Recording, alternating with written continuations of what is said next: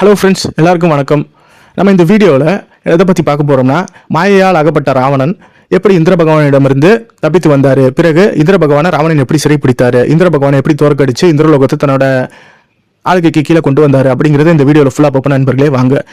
போன பதிவில் நம்ம என்ன பார்த்தோம்னா, இந்திர பகவான் ஒரு இலூஷனை கிரியேட் படுத்தி ஒரு விதமான மாய சக்தியை பிரயோகம் படுத்தி ராவணன் ஒரு மாய நிலைக்கு கொண்டு போய் அவர் மூர்ச்சி அடைகிற வைக்கிற மாதிரி செஞ்சு ஒரு இடத்துல ஸ்தம்பிக்க வைக்கிற மாதிரி செஞ்சார் அப்படிங்கிறத பார்த்தோம். ஆனால் இங்கே ஒரு விஷயத்தை நீங்கள் நோட் பண்ணணும். ராவணன் யாரிடமும் தோற்று போவது கிடையாது. ராவணனை யாராலும் தோற்கடிக்க முடியாது. ஏன் அப்படின்னு சொல்கிறேன் அப்படின்னு பார்த்தோம்னா, சிவபக்தனாக இருக்கிற ஒரு ராவணன் ஒரு பெரும் மன்னனுக்கு யாராலும் மரணம் என்பதோ சரி, இழிவு என்பதோ சரி, அவமானம் என்பதோ சரி நடக்காது. ஏன் அப்படி பார்த்தோம்னா, ஒருவர் சிவன் மீது கொண்ட அன்பின் காரணமாக அவர் எது செய்தாலும் சரி அது நன்மையிலே முடியும். நன்மை செய்தால் மட்டுமே நன்மையில முடியும், தீமை செய்தால் தீமையில் தான் முடியும். ஏன் அவ்வாறு சொல்கிறேன் அப்படின்னு பார்த்தோம்னா, நம்ம முன்னாடியே சொன்ன மாதிரி ராவணன் ஒரு சிவபக்தர் அப்படிங்கிறத சொல்லிட்டோம்.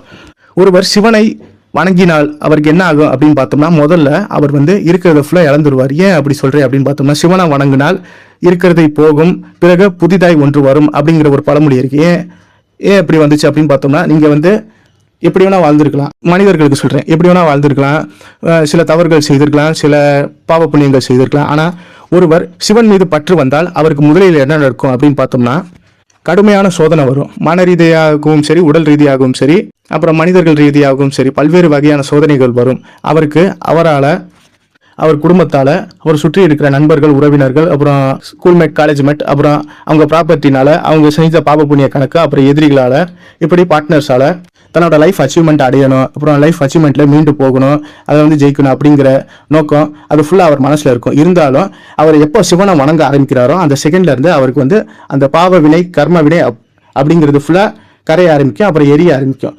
சிவனை வணங்கி ஒருவர் ஒரு செயலை தொடங்கினா அவர் பாஸ்டில் என்னென்ன பாவம் புண்ணியம் பண்ணுவாரோ அதை ஃபுல்லாக நீக்கி விட்டு தான் அவருக்கு வணங்குறது அப்படிங்கிறத அதிகாரமே கொடுப்பாரு. நம்ம நினைச்சாலும் சிவனை வணங்க முடியாது. சிவன் நம்ம வணங்கணுங்கிறத சிவபெருமான் தான் முடிவு பண்ணணும். அப்போதான் எல்லாத்தையும் பண்ண முடியும். அதனால சிவனை வணங்க ஆரம்பித்த ராவணன் பல்வேறு சிக்கல்களை சந்தித்த பிறகுதான் ஒரு பெரும் மன்னனாக விளங்கினான், பெரும் அரசனாக விளங்கினார். அதனால அவருக்கு கட்டுப்பட்டு தான் இந்த உலகமே இருந்துச்சு. அவர் மூ உலகத்தை கட்டுப்படுத்திட்டாரு அப்படிங்கிறத பார்த்தோம். அவரை மீறிய சக்தியும் சரி, அவரை மீறிய புகழும் சரி யாருமே இன்றளவும் இந்த உலகத்தில் பெற்றதே கிடையாது. அவ்வேறு சக்திகள் பெற்ற ராவணன் வீழ்ந்தது எதுன்னு பார்த்தோம்னா, அவரோட ஆணவத்தால் மட்டும்தான் வீழ்ந்தார். அதை தவிர ராவணனை எந்த சக்தியாலும் சரி, எந்த ஒரு மாயத்தாலும் சரி வீழ்த்த முடியாது. இப்படி போயிட்டு இருக்கும்போது ராவணன் ஒரு மாயத்தால் அகப்பட்டாரு. அந்த மாயத்தை அவர் கற்கலை. ஏன் அப்படி கற்கலை அப்படின்னு பார்த்தோம்னா, அது ஒரு துர்சக்தி மாதிரி இருக்கிற ஒரு மாயை. உங்களுக்கே தெரியும், பிளாக் மேஜிக், ஒயிட் மேஜிக் அப்படிங்கிறது ரெண்டு இருக்கு. பிளாக் மேஜிக்னா ஒரு மாந்திரிக தாந்திரிக மாதிரி இருக்கிற ஒரு விசேஷமான சக்தி. ஒயிட் மேஜிக்னா நல்லதை பயன்படுத்தி செய்கிற சக்தி.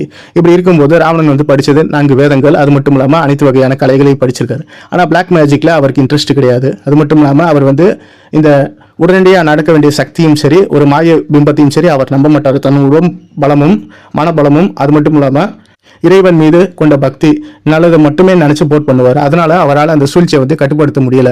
அதனால சூழ்ச்சியில் அகப்பட்டார் ராவணன். அந்த சூழ்ச்சி எப்படி இருந்துச்சு அப்படின்னு பார்த்தோம்னா, ராவணனுக்கும் இந்திரனுக்கும் போர் நடக்கும்போது இந்திரன் ஒரு சப்தவேத அஸ்திரத்தை பயன்படுத்தி ராவணன் முன்னாடி ஒரு பிம்பத்தை கிரியேட் பண்ணிட்டாரு. அந்த பிம்பம் என்னன்னு பார்த்தோம்னா, உங்களுக்கே தெரியும், இப்போ ஒரு அஸ்திரத்தை பயன்படுத்தினா ஒரு மூச்சையாகும், சில அஸ்திரத்தை பயன்படுத்தினா சிறை பிடிக்கும் அந்த அஸ்திரம். இந்த அஸ்திரம் எப்படி இருக்கு அப்படின்னு பார்த்தோம்னா, ராவணனுக்கும் இந்திரனுக்கும் கடுமையான போர் நடந்து கொண்டே இருக்கிறது. அந்த போர்ல ராவணனை இந்திர பகவானால் வெற்றி பெற முடியவே முடியல. அதனால அவர் தன்னிடம் இருந்த கடைசி அஸ்திரமான சப்தவேத அஸ்திரத்தை பயன்படுத்தி ஒரு மாய இலூஷனை கிரியேட் பண்ணார். அந்த மாய இலூஷன் எப்படி இருந்துச்சு அப்படின்னு பார்த்தோம்னா, இப்போ நீங்க இருப்பீங்க, நீங்களும் ஒருத்தவங்களும் சண்டை போட்டுக்கிட்டே இருப்பீங்க. ஒரு எக்ஸாம்பிளுக்கு சொல்றேன், யாரும் தவறாக என்ன வேண்டாம். இப்போ நீங்களும் ஒருத்தவங்க இப்படி சண்டை போட்டுக்கிட்டே இருக்கும்போது அந்த அஸ்திரத்தோட சக்தி எப்படி இருக்குன்னு பார்த்தோம்னா, நீங்கள் சண்டை போட்டுக்கிட்டே இருப்பீங்க, ஆனால் அது எதிராளிகளுக்கு ஒரு சக்தியை தரும். அது எப்படின்னு பார்த்தோம்னா, நீங்கள் தனியாக சண்டை போடுற மாதிரி தான் தெரியும் வெளியே இருந்து பார்த்தா. ஆனால் உங்கள் மனசில் அந்த ஹாலோஃபிகேஷனும் அந்த மாயமும் எப்படி இருக்குன்னு பார்த்தோம்னா, நீங்கள் எங்கேயோ தனியாக மாட்டிக்கிட்ட மாதிரியும் நீங்கள் போர் பண்ணிக்கிட்டே தான் இருக்கும், ஆனால் அவரோட வீழ்த்த முடியல அப்படிங்கிற ஒரு போலியான ஒரு மனப்பிரமையை கிரியேட் பண்ணும், பைத்தியம் பிடிக்கிற மாதிரி வர வைக்கும்.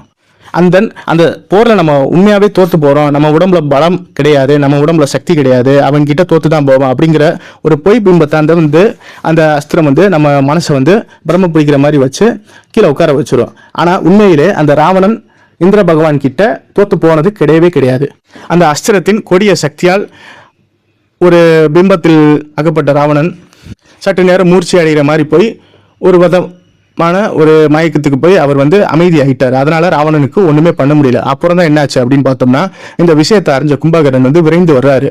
அண்ணனை யாராலும் வெற்றி பெற முடியாது, ஏன் இவர் வந்து இந்த சப்தவேத அஸ்திரத்துக்கு கட்டுப்பட்டு ஏன் இப்படி அமைதியா இருக்காரு, ஏன் நெக்ஸ்ட் எதுவுமே பண்ணாம இந்திர பகவானோட எதிர்த்து நிக்காம அமைதியா இருக்காரு அப்படின்னு பாக்குறாங்க. இந்திர பகவான் அமைதியா தான் நிக்கிறாரு. ஆனா ராவணன் அப்படி ஸ்தம்பிச்சு போன மாதிரி இருக்கிறாரு. அடுத்த ஸ்டெப் எடுத்து வைக்க முடியல. அவர் வந்து எவ்வளவோ முயற்சி பண்றாரு கும்பகர்ணன். அண்ணா நீங்க எந்திரிங்க, என்ன ஆச்சு அப்படின்னு சொல்லி. ராவணன் அப்படியே நிக்கிறாரு, போர் பண்ண முடியாம. இந்த விஷயத்தை கேள்விப்பட்ட கும்பகர்ணன் கோவப்பட்டு அனைத்து கந்தர்வர்களையும் வீழ்த்தி பிறகு வந்து அனைத்து விதமான சக்தி அஸ்திரத்தையும் பயன்படுத்தி அனைத்து வீரர்களையும் சிறைப்பிடிக்கிறார். இறுதியா இந்திரனை வந்து தோற்கடிக்கலாம் அப்படின்னு சொல்லி பார்க்கும்போது இந்திர பகவான் அங்கிருந்து தப்பிச்சு போன போதும் அப்படின்னு சொல்லி யானை மீது, அதாவது இந்திர பகவான் அவர் அமர்ற அந்த வெள்ளை யானையான ஐராவதத்தின் மீறி ஏறி தப்பிச்சு போக முயற்சி பண்றாரு. அப்புறம் கோவப்பட்ட கும்பகர்ணன் இந்திரனை வழிமறிச்சு இந்திரனை வந்து தாக்கி அந்த ஐராவதத்தோட 2 தந்தத்தையும் உடைக்கிறாரு. ஐராவதத்தையும் காயப்படுத்தி அதை வந்து வீழ்த்துறாரு. ஆனா வதம் செய்யல. ஏன்னு பார்த்தோம்னா தேவர்கள் கிட்ட இருக்கிற விலங்குகளை வதம் செய்யக்கூடாது அப்படிங்கிற நோக்கத்தினால. அதனால ஐராவதத்தை வெற்றி பெற்ற கும்பகர்ணன் என்று அனைவராலும் போற்றப்பட்டவர் இந்த கும்பகர்ணன்கிற ஒரு மாபெரும் வீரர். அதன் பிறகுதான் இவரோட சக்தியை கண்டு பிரமிச்சு போன பிரம்மதேவர் இவருக்கு வந்து பெரிய ஒரு விசேஷமான கதையை வழங்கியிருக்காரு. இந்த கதையை வச்சு போர் புரிஞ்சா நீ தான் வெற்றி பெறுவ அப்படிங்கிற ஒரு சக்தி உனக்கு தரும் அப்படிங்கிற விசேஷ கதையை பிரம்மதேவரிடமிருந்து இவர் பரிசு பெற்றாரு. பிறகு இந்திரன் அனைத்து தேவர்களையும் வெற்றி பெற்ற கும்பகர்ணன் பிறகு அண்ணனுக்கு இந்த மாயையிலிருந்து வெளிப்படணும் அப்படின்னு சொல்லி என்னமோ ட்ரை பண்றாரு. ஆனா அவரால் முடியல. இந்த விஷயத்தை அறிஞ்ச மேகநாதன் தன்னோட சக்தியை பயன்படுத்தி இலங்கையிலிருந்து சொர்க்கலோகத்துக்கு விரைந்து வர்றாரு தன்னோட பறக்கும் ஒரு வாகனத்து மூலமா.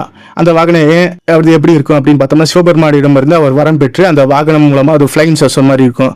அந்த வாகனத்து மூலமா போனா ஒரு போர்ட்டல் மூலமா போற மாதிரி இருக்கும். நம்ம நினைச்ச இடத்துல ஒரு நினைச்ச செகண்ட் டக்குன்னு போக முடியும். அந்த மாதிரி ஒரு விசேஷமான வாகனத்தை பயன்படுத்தி இந்திர பகவானை வெற்றி பெறுவதற்காகவே மேகநாதன் வந்து இந்திரலோகத்துக்கு விரைந்து வர்றாரு. ஐராவதம் இப்படி மண்டிட்டு கிடக்குது கும்பகர்ணன் முன்னாடி. பிறகு தந்தைக்கு என்ன நேர்ந்தது அப்படின்னு சொல்லி பாக்குறாரு.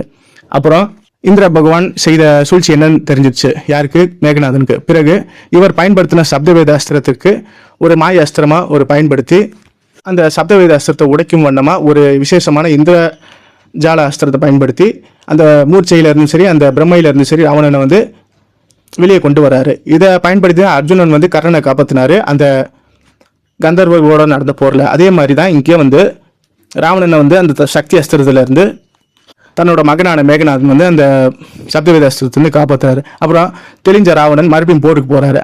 இவர்களை இனிமேல் சமாளிக்க முடியாது அப்படின்னு சொல்லி பயந்த இந்திர பகவான் இங்கிருந்து தப்பிச்சு போனா போகுதுன்னு சொல்லி பிரம்மலோகத்துக்கு போறாரு. அப்புறம் தொடர்ந்து ராவணன், கும்பகர்ணன், மேகநாதன் 3 பேருமே பிரம்மலோகத்துக்கு போய் போர் புரியுறாங்க. ஆனா பிரம்மதேவர் அங்க தவத்துல இருக்காரு. அதனால இந்திர பகவானை மேகநாதன் வந்து சிறைப்பிடித்து லங்கைக்கு அழைத்து வந்துடுறாங்க.